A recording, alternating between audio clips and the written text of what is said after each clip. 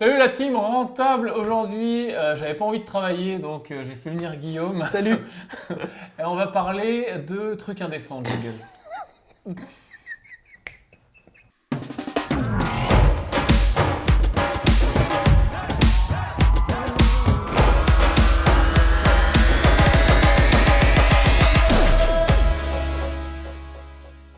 Oh, ça fait rire Guillaume, mais oui, on va vraiment parler de trucs indécents.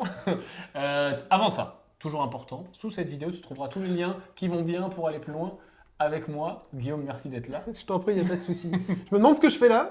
Bah si, tu sais ce que tu fais là. Ouais. Tu vas nous parler d'indécence. Tu vas nous parler d'arrêter d'insalubrité, tu vas nous parler d'arrêter de péril. Parce que tu as de l'expérience autour de ça et on ne trouve pas trop d'infos et on a des questions là autour de ça. Donc, comment ça fonctionne déjà Comment ça fonctionne l'indécence, l'insalubrité, le péril? Finalement, c'est un peu trois niveaux. C'est l'indécence et l'insalubrité, c'est ce qui va caractériser un danger potentiel, alors à différents degrés de gravité, pour le locataire, tandis que le péril va vraiment concerner le bâtiment, dans sa solidité, dans son intégrité. Voilà. Alors, on commence peut-être par la version soft, l'indécence. Version soft. L'indécence, en gros, la mairie fait une visite, va faire un rapport. Donc, c'est les services hygiène de la mairie ou de la localité urbaine où tu es. Donc, ils arrivent, ils font un rapport et ils vont dire, OK, le bien est OK pour être loué ou le bien est indécent. Alors, les critères d'indécence sont des critères qui sont très précis et qui sont définis dans le règlement régional de l'ARS, qui est l'Agence régionale de santé. Donc, dedans, qu'est-ce que tu vas avoir? Tu vas avoir typiquement l'occupation, s'assurer qu'il y a des ouvrants de taille respectable dans toutes les pièces de vie, donc typiquement les chambres, typiquement la pièce de vie, le salon. On va voir aussi également la surface minimum de certaines pièces. Voilà, donc tout ça c'est défini dans l'ARS, c'est des notions qui sont vraiment régionales, c'est-à-dire qu'il y a un cadre national qui est défini notamment par la loi Allure. Typiquement on entend souvent parler, tu sais, des fameux 9 mètres carrés obligatoires 9 mètres carrés ou 20 mètres cubes, Mhm. l'un ou l'autre. Ouais. C'est pour ça que, et après il y a des nuances régionales, c'est-à-dire qu'il y a des régions qui vont dire, non, moi dans ma région, même si tu as 50 mètres cubes, Ok. il me faut au moins mes 9 mètres carrés. Ok. Donc c'est notamment le cas, par exemple, moi je connais très bien le nord de la France, c'est le cas. Je crois qu'il y a des petites nuances à Paris. Dans tous les cas, le document qui fait foi, c'est le règlement de l'ARS. Ok. Donc tu trouves ça sur les différents sites de l'ARS départementaux, Régionaux. Ok, régionaux et départementaux du coup. Excuse-moi, c'est à l'intérieur. Bon, ça passe. Ça te permet de voir précisément ce qu'il y a. Mais en effet, les grands cas, tu en as parlé, c'est voilà, qu'il y ait assez d'ouvrants, qu'il y ait assez de lumière, que le logement soit ventilé, que le logement Ouais, ne les soit pas aérations. humide, etc. Les aérations dans les pièces humides, etc. Ok, alors je te rassure, l'indécence, elle va pas arriver voilà, il y a quelqu'un de la mairie qui frappe, bonjour, faites-moi visiter le logement. En général, ça va arriver sur des cas extrêmes ou des cas de délation où Ouais. tout le monde est au courant, tout le voisinage, que tu as un immeuble qui est tout pourri et là, les services d'hygiène vont venir taper pour contrôler. Ça va pas t'arriver demain, tu fais une rénovation, ils vont pas venir. Souvent, tu vois un peu plus l'indécence d'ailleurs dans les monopropriétés ou les très petites copros avec les syndics bénévoles. Tout à Dans fait. les grosses copros, c'est vraiment beaucoup plus rare. Ok, mais pourquoi on t'en parle? Parce que au départ, tu me dis, bah oui, mais il n'y a pas de risque, Yann. Moi, je fais du neuf, je fais du joli. On t'en parle pas pour ça. On t'en parle parce que ça peut être une opportunité. Ouais, c'est ce que j'ai fait d'ailleurs sur mon premier bien. J'ai racheté un petit immeuble et au rez-de-chaussée, j'avais les fameux ouvrants sur les pièces de vie, sauf que moi, ils étaient beaucoup trop hauts. C'est-à-dire que la personne, pour pouvoir ouvrir, Ok. elle devait monter sur une chaise, etc. Donc l'ouvrant n'était pas considéré comme étant à hauteur d'homme. Donc finalement, on a fait venir le maçon, on a décalé les fenêtres. Ce qui finalement coûte pas si cher. Ok.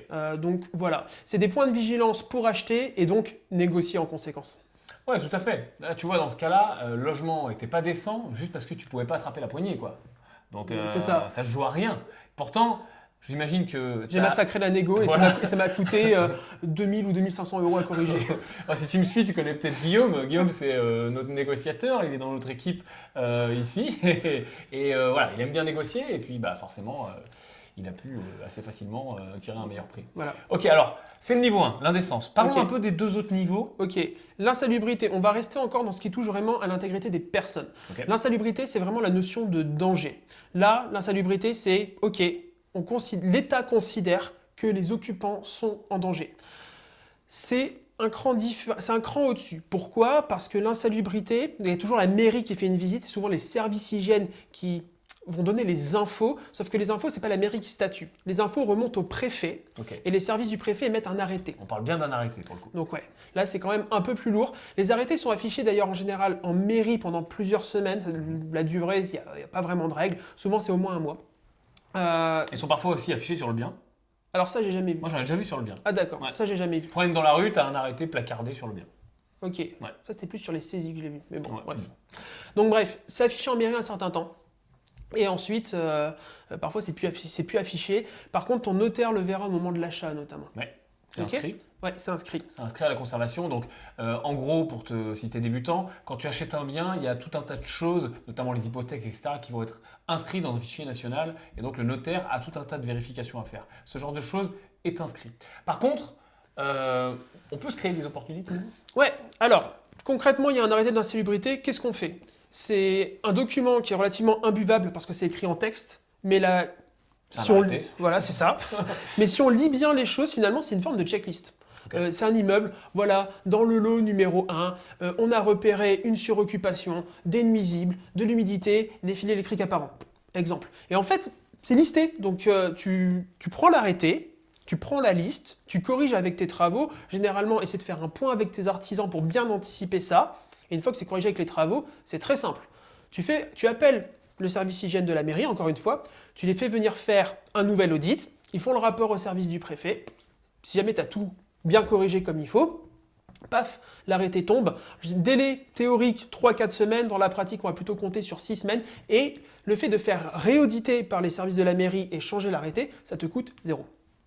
Tu vois, donc ça c'est intéressant. Et l'arrêté en aucun cas ne t'empêche d'acheter à partir du moment où tu es au courant. Alors tu ne pourras pas louer pour le coup, mais tu pourras acheter. Donc comme dit Guillaume, après, tu corriges ça et puis bah, ça y est, c'est reparti, tu loues et tu as Ouais. pu massacrer le prix. Ouais. Typiquement, ce qu'on voit très souvent comme cause d'insalubrité, alors des infiltrations d'eau graves, des filtres, des problèmes électriques, vraiment où il y a des risques d'incendie, etc. Important, des risques de choc électrique. Les nuisibles, cafards, rats, etc. Tu as également la suroccupation. Ouais. Alors ça, c'est un peu vicieux.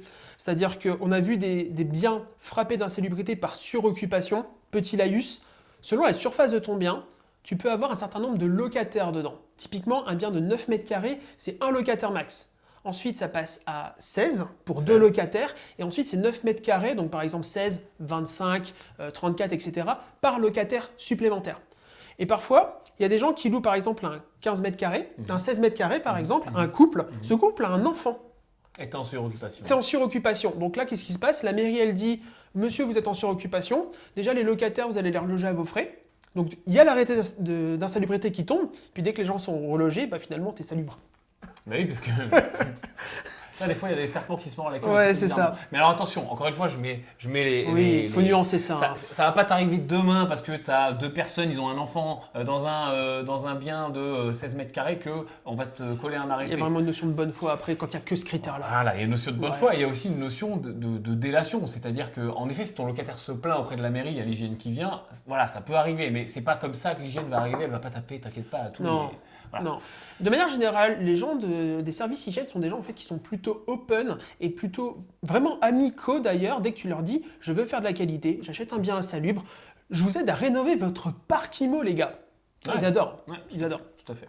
Ok, alors on comprend qu'il peut y avoir des opportunités et moi surtout ce que je comprends c'est que forcément plus tu règles de problèmes dans l'immobilier, c'est toujours pareil, plus il y a de l'argent à la clé et puis surtout tu élimines la concurrence parce que voilà, tu as un immeuble avec un arrêté, les trois quarts des investisseurs ils font oulala ça pue. Et en fait, c'est pas si dur que ça à corriger, surtout quand finalement tu achètes un bien, tu casses tout et tu dois le refaire, bah, tu corriges par essence en fait. Ouais, mais Dans tu tous les corriges cas, par c'était exemple. corrigé. Ok. Voilà.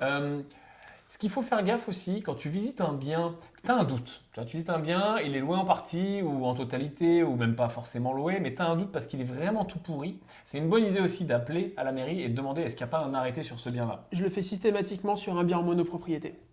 Comme ça, tu es sûr. La mairie dit bah non, tout est bon. Ou alors, ah si, il y en a un. Et là, il faut demander la copie et voir précisément ce qui se passe. Souvent, tu fais les deux, tu cumules avec le cadastre. C'est bien. Mais ça, il y a toute une checklist hein, Ouais. quand tu achètes un bien immobilier. Voilà, ça en fait partie. C'est vraiment, tu veux faire les choses dans les règles de l'art. Il y a une notion d'irrévocabilité, on peut peut-être en Sur le parler. péril notamment. Ok, alors parlons du péril, ensuite on parle de révocabilité. Le péril, c'est un problème sur le bâti. C'est-à-dire qui met vraiment en péril l'intégralité de l'immeuble. Ok, arrêté de péril. Ça risque de se casser la gueule, hein, globalement. Exactement. Des grosses lézardes, des problèmes sur les fondations, etc. Vraiment, il faut que tu raisonnes au bâtiment. Je vais donner un exemple que j'ai vu. Un escalier qui s'affaisse et qui s'effondre, ça ne met pas en péril ton bâtiment. C'est dangereux pour tes locataires, ça va rentrer dans le cadre de l'insalubrité. Par contre, des lézardes comme ça dans des murs porteurs, ça c'est du péril. Et donc là, après, il y a des audits qui sont faits, notamment par les architectes, etc., qui vont dire, OK, ce péril est révocable. Donc dans ces cas-là, ça veut dire que toi, en tant qu'investisseur, tu peux acheter et tu as le droit de corriger. Et ensuite, les arrêtés irrévocables, où là, on considère que le bâtiment n'est pas corrigeable, n'est pas rectifiable de façon pérenne. Et dans ces cas-là, ça veut dire que si tu l'achètes, tu es obligé de détruire. Tu es obligé de détruire et de faire éventuellement une promotion. Mais en tout cas, tu ne peux pas réparer le bâtiment. Et là, c'est pareil, c'est le cadastre qui peut t'aider. Ok, donc là, il faut en être conscient. Donc pareil, encore une fois, c'est vraiment le niveau au-dessus. On est vraiment aussi au niveau de gravité au-dessus. Donc attention, parce que il n'y en a pas non plus beaucoup de ce type d'arrêté. Donc quand il y en a un, faut vraiment bien checker les choses. Et si tu es débutant, contrairement à ce qu'on a vu avant, peut-être que là... L'insalubrité se corrige quasiment toujours. C'est facile. C'est un point de travaux, je vais pas dire cosmétique, mais qui touche pas à la structure en elle-même. Ouais. Ça va quoi. C'est une rénovation comme on a l'habitude de le faire. Une grosse rénovation. Alors que les fondations qui s'affaissent, un immeuble qui commence à tourner, qui commence à pencher, l'immeuble d'à côté, ça peut venir aussi de l'immeuble d'à côté qui entraîne le tien parce que celui d'à côté, il a un gros problème. Bon, voilà. Le risque, c'est pas le même quoi. Le risque, c'est pas le même, tout à fait. Ok, écoute, ça me semble pas mal du tout. Dans tous les cas, prends le réflexe de vérifier les choses, prends le réflexe de bien suivre la checklist et si tu décides de te lancer, t'es pas pressé parce que tu vas être complètement tout seul, hein, je te le garantis. Forcément, ça va faire peur à tout le monde. Donc, tu es tout seul, donc tu as le temps. Tu peux très bien te mettre sous compromis et mettre des conditions suspensives, le temps de voir un peu plus clair. Tu peux très bien laisser courir un peu le vendeur, le temps de travailler. Faire les vérifications. Faire baisser le prix, etc. Faire venir plein d'artisans, blabla. Ouais, tout à fait. Ça marche bien dans les zones qui sont un peu tendues en termes de prix. Parce que la concurrence n'est plus la même. La concurrence n'est plus la même, puis la concurrence, elle a d'autres chats à fouetter sur une zone très liquide, quoi. C'est ça. Ok, top. Merci Super. Guillaume. Je t'en prie. Si tu t'intéresses à ce genre de choses, que ce soit la célébrité, les arrêtés, si tu as une expérience ou que tu veux poser des questions, tu as les commentaires juste en dessous de cette vidéo. Et puis maintenant, c'est le moment où il faut ajouter un truc à l'édifice. Non, t'as pas suivi, toi. Le pouce. Ah, je suis à l'ouest. Oh, le pouce à l'édifice, allez. Bon, allez, un pouce à l'édifice. Merci, à bientôt. Ciao. Ciao.